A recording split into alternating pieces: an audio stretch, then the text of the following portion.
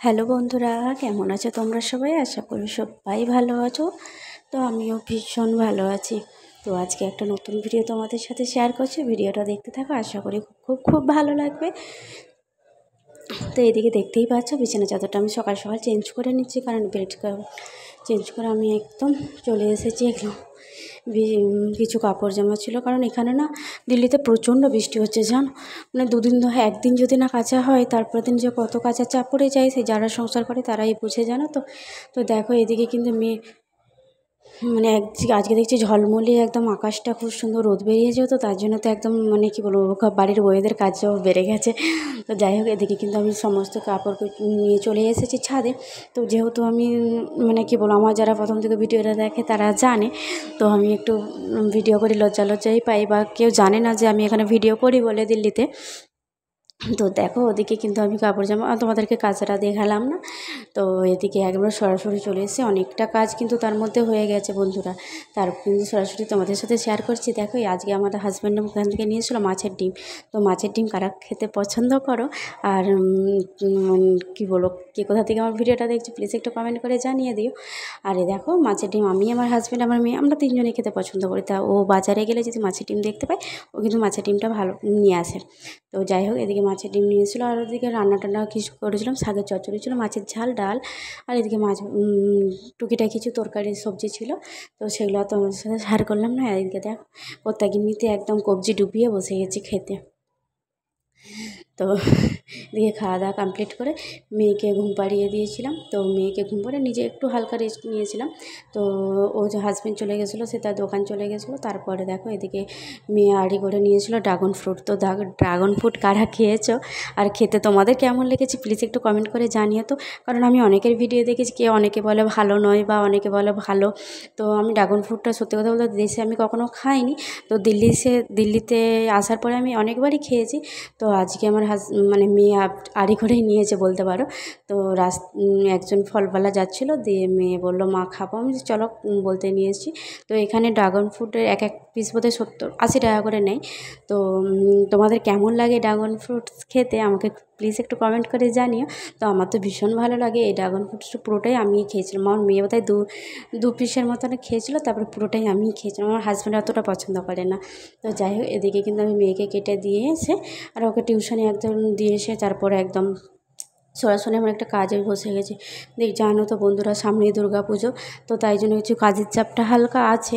মানে টুকিটাকি যেহেতু আমি নাইটির হচ্ছে কি বলবো, নাইটির পিস আমার কাছে থাকে, যারা আমার কাছে সেলাই দিতে আসে, ব্লাউজ বানাতে আরে তাদের যদি দেখে ভালো লাগে, তো তারা আমার কাছে একটা দুটো করে বানিয়ে নেয়। তো যাই হোক, একজন এসেছিলো, তো তারই একটা নাইটি বানাচ্ছি।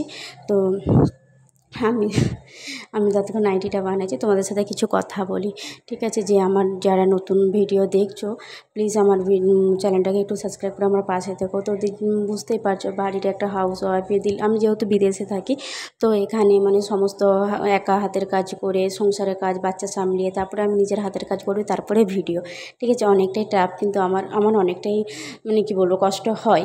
তো যাই হোক, তোমাদের ভালোবাসা পেলে হয়তো এতটা কষ্ট মনে হবে না। তো যারা এক একটা কমেন্ট করে, একটা দিদিভাই আমাকে আগের ভিডিওতে কমেন্ট করেছে, দিদিভাই তোমার ভিডিওটা খুব ভালো লেগেছে, আর আমাকে তোমার পাশে থাকলাম, লাইক দিয়ে পাশে থাকবে, এরকম একটা কমেন্ট করেছে। তো তাকে বলবো অসংখ্য ধন্যবাদ দিদিভাই, আমাকে এইভাবে আমার পাশে থেকো, আমাকে এইভাবে ভালোবাসা দিও। আর তোমাদের ভালোবাসার জন্যই কিন্তু আমি ভিডিও বানাই। তো প্লিজ আমাকে সবাই একটু সাপোর্ট করো। তা এদিকে দেখো আমি কিন্তু নাইটিটা কমপ্লিট করে ফেলেছি। নাইটি বানাতে বেশি এখন টাইম অতটা লাগে না, 1 থেকে 1.5 ঘন্টার মতন আমি কিন্তু নাইটিটা কমপ্লিট করে ফেলেছি।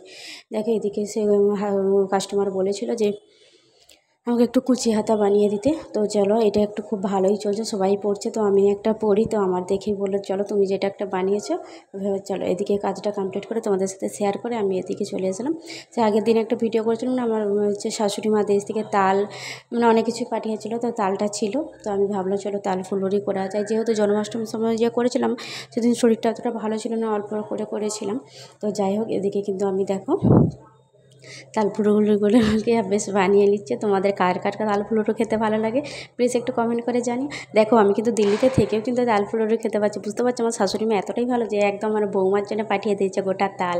দেখো খুব সুন্দর হয়েছে না? তো এদিকে কিন্তু তালপুরো হয়েছে, এদিকে রাতে রান্নাও হয়েছে। এদিকে হয়েছিল রুটি আর হচ্ছে বাঁধাকপির সবজি, কারণ আমার হাজব্যান্ড অতটা খেতে পছন্দ করে না, তার জন্য তো রুটি হয়েছিল। আর এই যেদিকে দুটো ভাগ করা আছে দেখতে পাচ্ছ, আমাদের নিচে একটা ফ্যামিলি আছে, তারা পুরো বাঙালি, তো কিছু হলে আমাদের নিয়ে দেওয়া হয়, তো তাদেরকে কিছুটা দেবো বলে ভাগ করে রেখেছিলাম। আর এইদিকে দেখো সমস্ত রাতের কাজ কমপ্লিট করে কিন্তু নিজেকে একটু পরিপাটি করে গুছিয়ে নিচ্ছি, ঠিক আছে? কারণ কি বলো তো, সারাদিন আর টাইম পাই না, তো রাতটুকু যেইটুকু নিজের স্কিন কেয়ার করা যায়। তো এদিকে আমার হাতে আছে টিটি অয়েল, তো টিটি অয়েলটা স্কিনে আমি একটু হালকা দিয়ে একটু মুখটা ম্যাসেজ করে নেবো। তো ম্যাসাজ করার পর আমি কিন্তু তো আমি একটা কথাই বলবো, তো প্লিজ আমার ভিডিওগুলো যারা দেখছো, যে যেখান থেকে আমার ভিডিওগুলো দেখছো, একটু কমেন্ট করে, তোমাদের একটা কমেন্ট আমাকে ভিডিও বানানোর অনেকটা উৎসাহ দেবে। তো দেখো আমি কিন্তু একবার মুখটাকে ভালোভাবে পরিপাটি করে করে নিচ্ছি। তো আমি তোমাদেরকে দেখাচ্ছি যে এখন রাত্রি কটা বাজছে, মানে সেই সকাল 6:30 থেকে উঠে মানে সমস্ত কাজ একা হাতে করার পর আমি তোমাকে দেখাচ্ছি রাত্রি। দেখো এখন কটা বাজে, রাত্রি এখন বাজে প্রায় 1টা বাজতে 10 মিনিট বাকি। তো এরপরেও কিন্তু আমি শেষ হইনি, কারণ সেই ঘরে যে অনেক কাজ ছিল, মেয়ে বিছানায় সমস্ত কিছু বই টই রেখেছিল।